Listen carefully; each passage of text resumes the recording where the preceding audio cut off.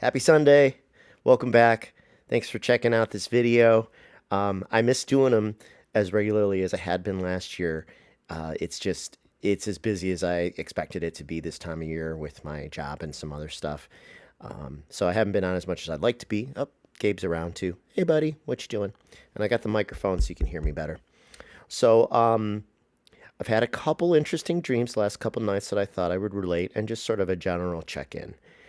I am I got a lot of work done on the next book in December and January and the beginning of February. So I'm very pleased about that. The whole the whole last quarter of the book, probably about 125 pages, is dreams. And it's mostly dreams from last year that when they're strung together, they the the picture emerges, the theme emerges, and I feel pretty excited about this. But it's going to take some more work to refine it. So I had to um, put that on pause for a little bit, and then I'll resume probably in the middle of May when things chill out again. And I'll just keep cranking until it's there, you know. So that's that. I'm working on a lot of musical projects too. I have, a lot of new music, and I'm starting to get gigs again. And I would like to post even some songs soon on this channel. Um, I hope to even songs that aren't my own, maybe just pop on and just do a 3 or 4 minute version of a song I like, just to mix up the content a little. I'm trying to get more in the habit of promoting myself more efficiently as a musician as well. Self promotion is my weakest trait, or is that the word I want to use? I'm just not very good at self promotion. I resist that kind of ego centered activity, and but I have to do it in a way. I have to do it. I just have to do it in a way that feels natural to me. So anyway, that's an aside. Uh, Most of my content is an aside. Um, so yeah, let's get into it. So the book is coming along well. I think it'll be worth it when it's done. And thank you again for sticking with me with the videos being more sparse. So, what I have found very interesting is that after all of last year's dreams being very, very, very, very thematic, as I mentioned, now the last month or so, I am finding that my dreams are a little harder to remember on the whole, though not last night.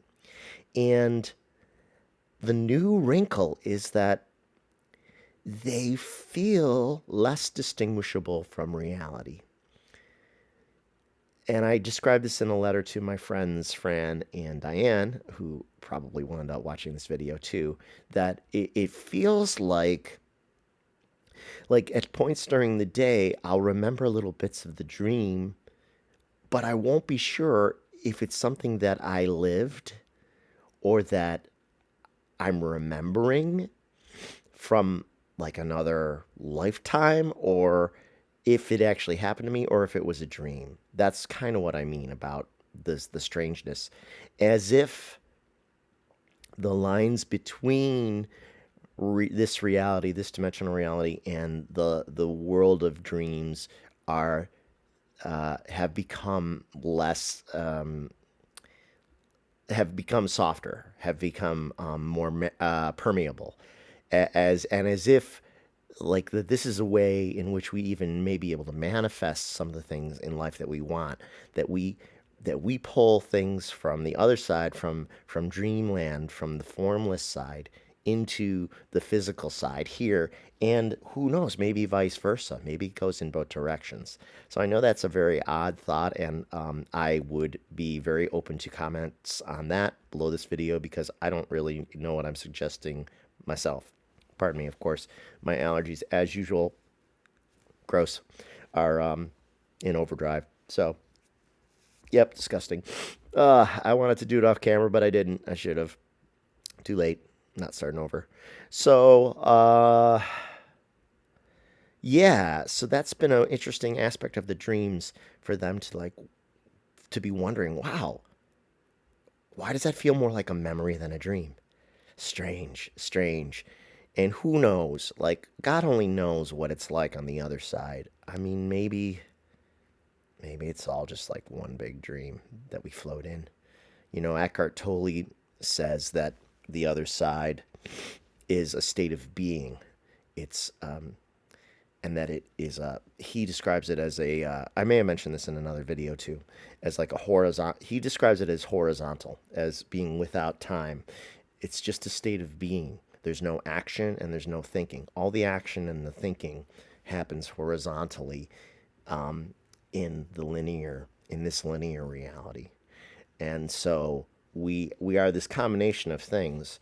We, even in 3D or 4D, when you include time space as the fourth dimension, in our 4D world, as we move towards 5D, and maybe more of a sense of multidimensionality, more of a sense of these other dimensions around us, we that's where the thinking and the action occurs.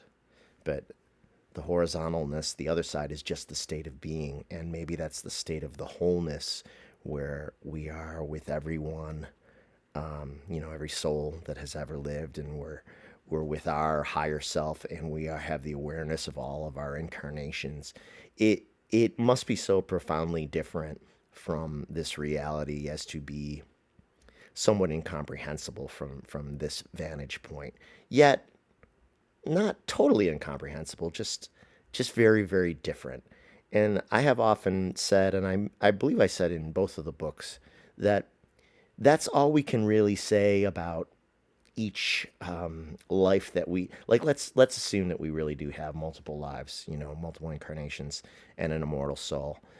The only thing we can really say definitively about each existence and each trip back to the other side or dreamland or whatever it is in between, is that they're just really, really different. And one's not better than or worse than another. Heaven, heaven, heaven is probably heavenly in the sense that it is filled with love and is all love. But I have also heard some spiritualists or thinkers describe it as beautiful and maybe a little boring because nothing really happens outside of linear time. And so that's the whole purpose of coming here. So you might find that idea a little troubling too, to be honest. And I did too when I first started thinking about it. It kind of made me a little anxious to think that we could depart this realm and then really sort of enter such a perfect state of a lack of challenges, such a perfect state of love that it would be like a place where nothing happens, like I referenced in the first book, where there's a song by the Talking Heads called Heaven, written by David Byrne of the Talking Heads, and the lyric is exactly that. Heaven is a place where nothing ever happens. And it's like the contradiction of perfection.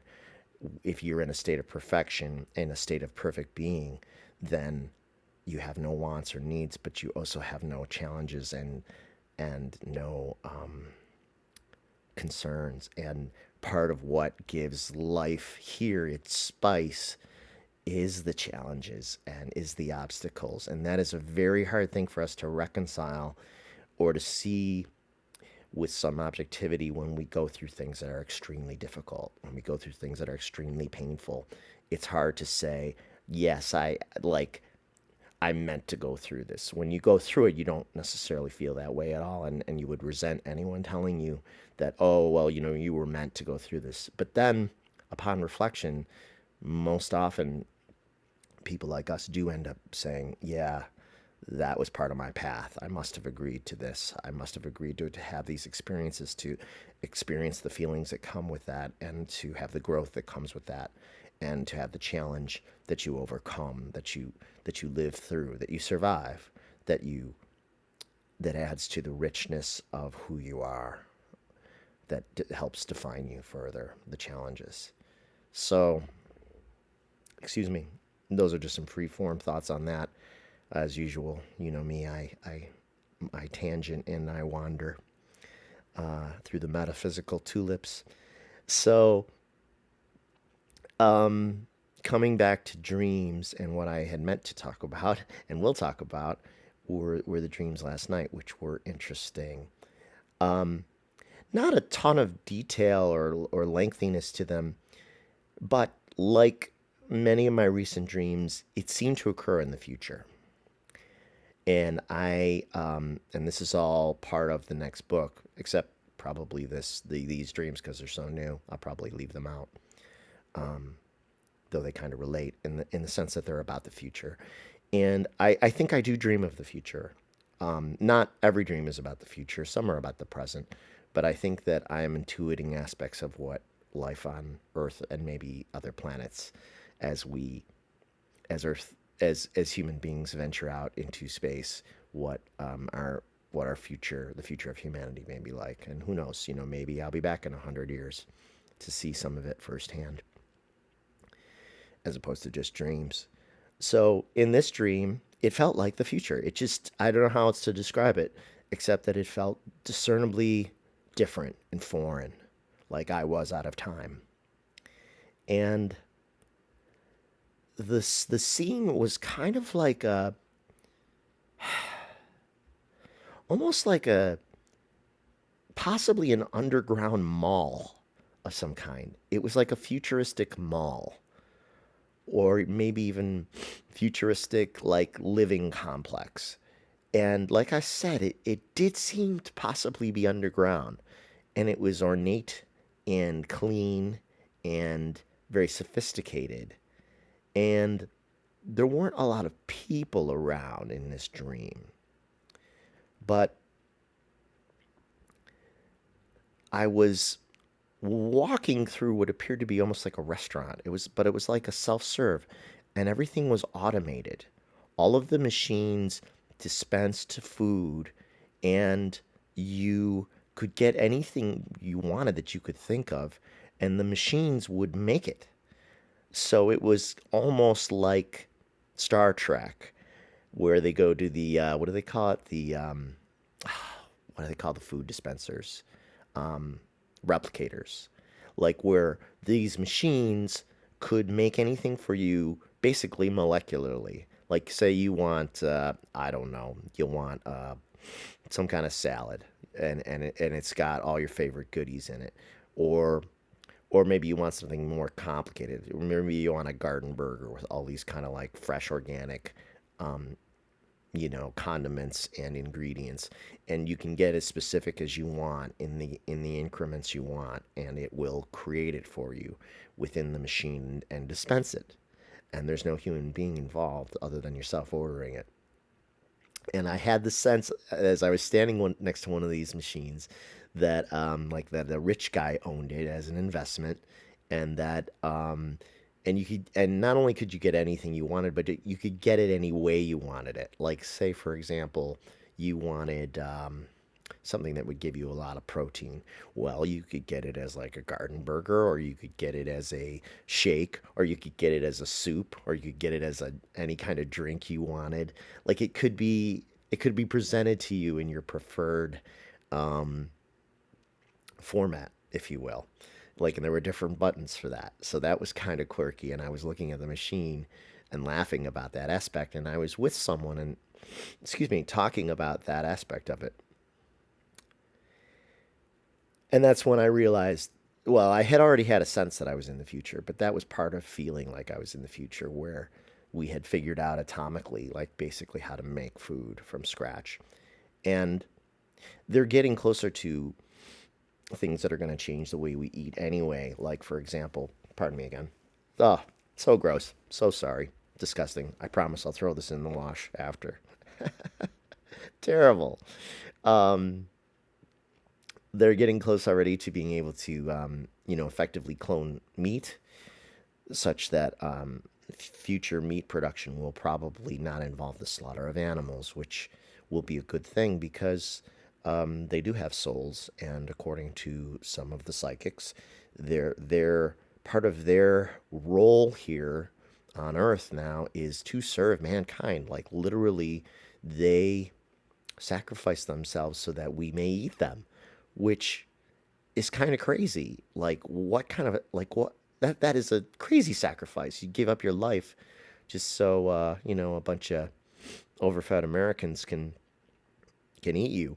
If I was a cow, I don't think I'd be super excited about that idea, or a pig, or these things, these animals we eat every day.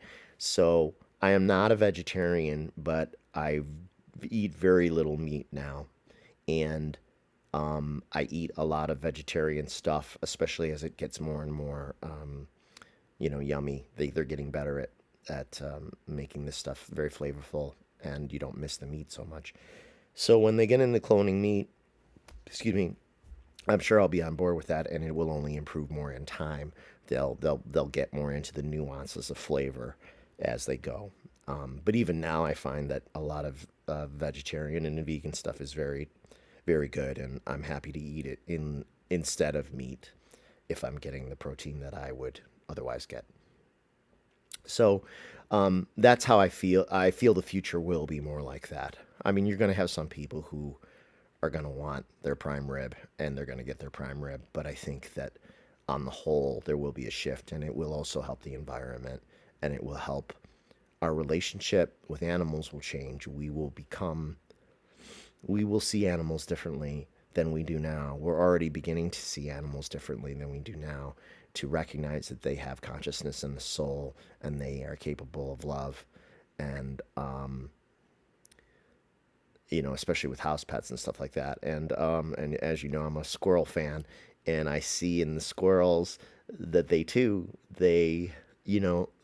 have that spark of God in their eyes. They have that spark of life. And even though we haven't seen Ellie the squirrel very often lately, well, actually in a couple of months, and I'm beginning to wonder if she's still with us. But I see her kids, and they come up to my feeder every day, and I talk to those damn squirrels because I feel like it, and it's funny, and they listen, and they get used to me more over time. And as with Ellie, you know, um, at some point they were taking nuts out of my she was taking nuts out of our hands here in this neighborhood. I mean, it was a different kind of relationship with nature, and we're beginning to see that trees and the rest of nature, and even stones and rocks, have a consciousness. They have something imparted. They have a sense of they have a kind of awareness that comes from the creator, that everything that exists has a kind of consciousness, has a kind of experience that comes from the intelligence of the creator. And the more that this transforms our thinking in time, our relationship with the world will be more beautiful, more spiritual, like inherently more spiritual, and maybe more like it was in the past, or maybe more like the indigenous people here, the Native Americans, at least in America, and then indigenous people in other countries, maybe the way that they related to nature. Yet we will still have advanced technology. It'll be kind of like a retro future, if you will. We'll return to some of the ideals of spirituality and connectivity with nature and being in nature, and how it is naturally healing for us. And that too, medicinally, even most of the solutions come from nature. The elements that are beneficial to our health, they're always found in nature. When I was reading that article about seaweed naturally smothering COVID, it was a Canadian study. Like, it can't replicate COVID can't replicate inside seaweed. Well, I bought seaweed, and when I go out and I'm in public among people, even though our rate is dropping, I eat a sheet of the toasted seaweed, and so that it's in my bloodstream, so that if I were to encounter COVID, it would hopefully smother it. I haven't had COVID yet, knock on wood, and God willing, I won't. I'm also fully vaccinated and boosted. And that's not a guarantee of anything, but I'll do as much as I can to keep myself safe without overly worrying about it either, or isolating myself from other people entirely. Because we are changing. Things are changing. We do seem to be headed towards an endemic stage, even though there will almost inevitably be more variants, but hopefully they will continue to be more on the mild side. And as vaccinations become more of a annual or biannual thing, then most of the variants will be covered by those boosters, and so for most people, it will not be a fatal encounter if they get it. So that's all reason for optimism, and we never would have gotten out of the hole without the vaccines, in my opinion. So, haha, as usual, tangent, tangent, tangent, tangent, and then back to the subject. So the dream with the replication machines dispensing the food in the future, that was fascinating enough.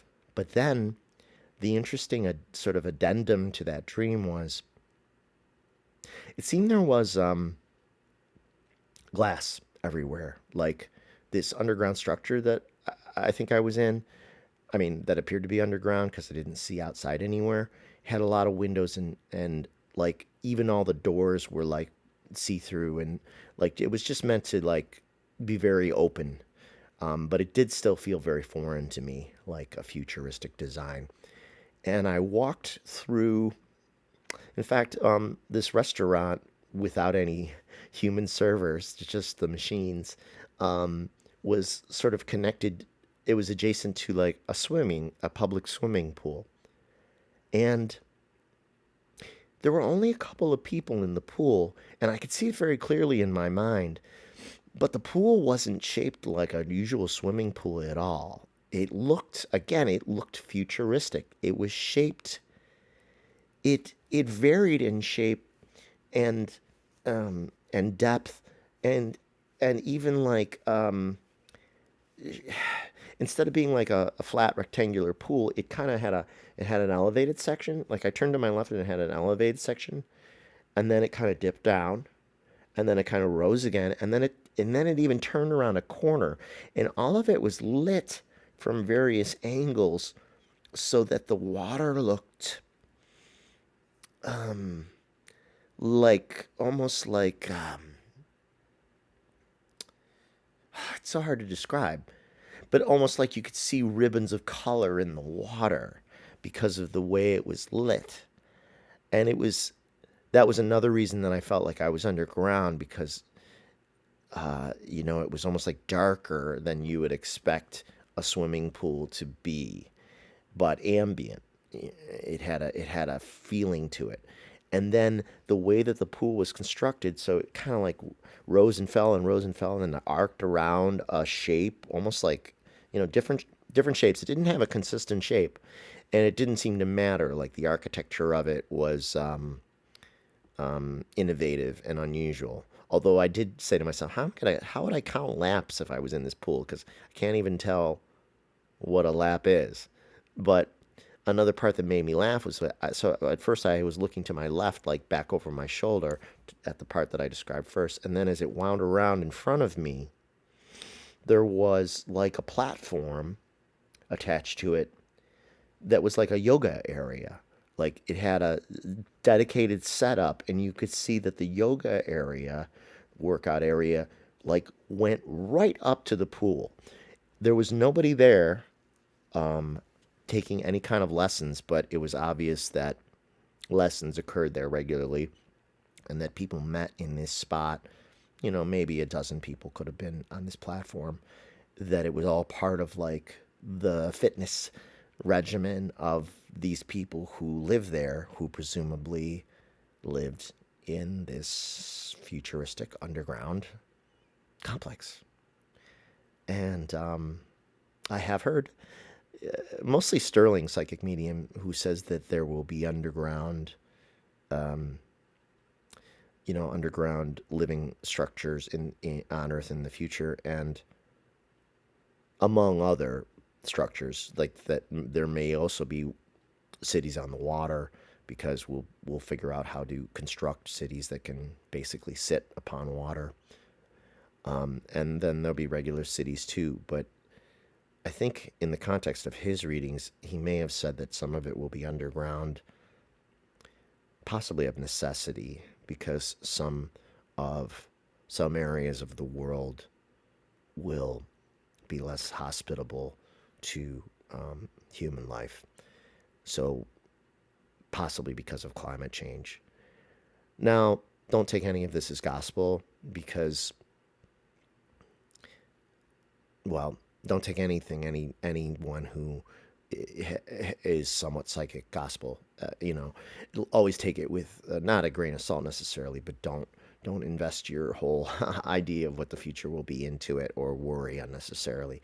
Things will be okay and things will be as they're meant to be, but it is possible that maybe even in terms of population, maybe some countries, like take a country like India or China that's like very overpopulated, maybe their solution to overpopulation will be to begin building underground.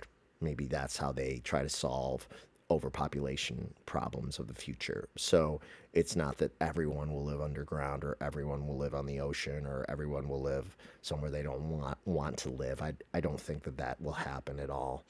But I do think that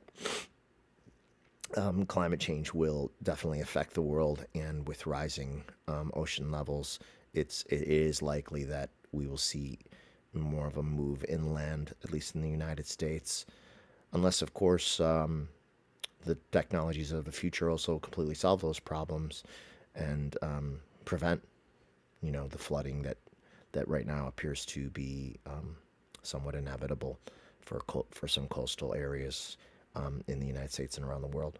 So that's it. I'll stop there because that's a lot of asides to the dream. But like I said, it did feel in the future. The swimming pool was very interesting in how foreign it was. It almost like looked organic in some sense, like an organic shape. Who knows what the design standards of the future may be, but I do think that's where I was in the dream. It could be just a dream, or it could be a quote unquote vision of the future. Certainly, some of my dreams do seem to be that way, and that is definitely a theme for the upcoming book when that's done. So I think that's most of it. I did find it interesting last week that the energy around the full moon and us coming up on this 02222222 portal that people are talking about. Pardon me once again. I could definitely feel like I felt tired all last week, and I don't usually. Well, that's not true. Sometimes I notice when the psychics say we're going through like different energetic phases. Sometimes I notice them more than other times. And as I mentioned before, the last few Easters, I've noticed strongly how powerfully positive the energy was, like in a way that was different than normal. And then I think this all relates to the astrology, like that as we churn through as we churn through the solar system and the planets and other bodies move around us, they exert tremendous gravitational and electromagnetic force upon us and the planet itself, and so we feel it. And whatever's coming with this 022222 portal, whether it's like a blast of light energy, I felt very tired last week and just like beyond explanation. Like, wow, I am just dragging. And yet by the weekend, I felt kind of energized and like I had a fun, kind of goofy, funny weekend with friends. And I'll be curious to see what happens because 0222 is that Tuesday? And then my birthday is this week too, so very close to the portal. And be interesting to see what that feels like, what we notice. And of course, a lot of people are concerned about Russia and Ukraine, and I've been paying a lot of attention to that. And I do think that Putin's days are numbered. I do think that he has put himself in a trap of his own making because I think he has an intuitive sense that his time is running out, whether that means his life or his rule, and that as people often do when they feel like they're running out of time, they make bad moves. They panic a little. they don't retain their normal sense of cool because they feel the clock ticking. And so they make panicky moves. And I think his troop buildup has put him in a no-win situation, because if he backs off now, then that appears foolish. And if he invades without pretext, then that appears foolish. And I believe that President Biden has played it perfectly. Of course, the Republicans will never see it that way. But Biden called his bluff. He said, you can go in militarily, but you're going to pay a cost. You're going to pay a big cost. And we're going to send ships to the area. And we're not going to tell you exactly how we're going to respond. And we're going to wait and see what you do. And I don't think that the so-called oligarchs who support Putin want him to engage in new warfare that risks their wealth and their peace as well. It draws more attention to them as well, and they don't want that either.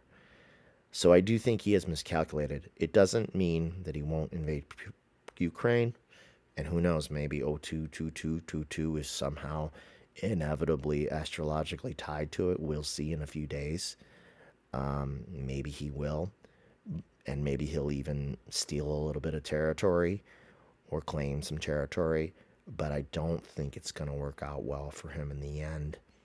And it's part of the great unraveling that is an inevitability, because, excuse me, his plan with 45 to dismantle, democracy worldwide, in a sense, to disrupt democracy worldwide, has failed. And 45 is on a steep trajectory. Excuse me. He's on a steep trajectory downward. We see it more every day. He's in a death spiral, a political death spiral that he can't get out of. It just keeps getting worse, and as more and more is revealed about the collusion between him and Putin, it will be worse and worse for Russia too, until they get rid of Putin. And so,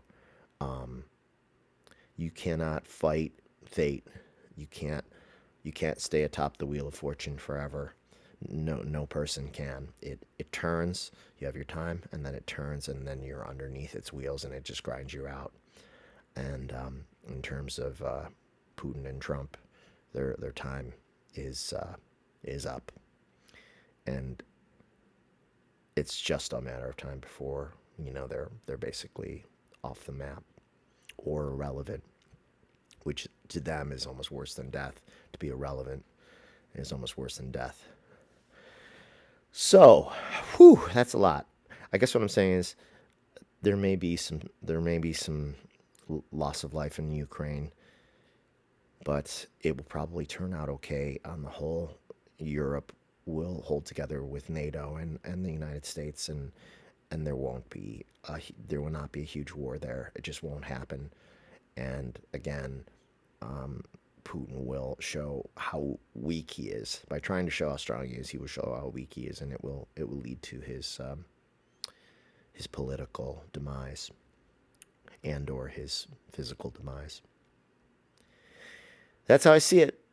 And we'll keep riding out COVID. Say your prayers. I do mine all the time. I pray. I have the three main prayers. I pray for the world to overcome COVID, to overcome autocracy and retain global freedom for all, and for us to deal with and overcome climate change. Those are my three main ones.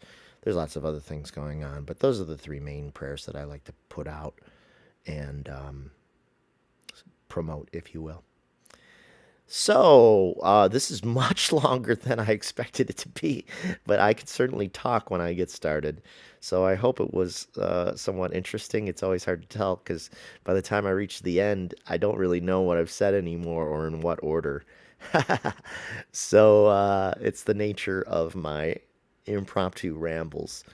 But I hope you're well. I hope you're feeling optimistic. I hope you're feeling a sense of gratitude for what you have. I am doing the same, and looking forward to spring for sure. We're starting to get traces of that here with more daylight, and when daylight savings kicks in again, when we get that extra hour in March, that'll be awesome. That's when Buffalo really starts to feel like it's opening up. Although even now it's kind of nice. I mean, today we had a lot of melting. We're above freezing, and most of the snow has melted away again, which is kind of what happens here. Okay, so be well, take care. Thanks for tuning in. Oh, yes, of course, please subscribe, share, hit the bell, and comment. I knew it was 5 things because I got to work on my self promotion. So please, if you enjoyed this video, like, subscribe, share, comment, and hit the bell. Okay? And if you want to support my creative endeavors of writing books and music, please consider going to my website, robfalgiano.com. There's links to my CDs and to my book if you'd like to purchase it, or you can go on Amazon or Barnes and Noble for ebook editions, and Amazon has physical book editions of my first book and then my second book to come. We'll follow when it's done, hopefully within a year or so. Okay, be well, take care. Thanks for tuning in. Bye bye.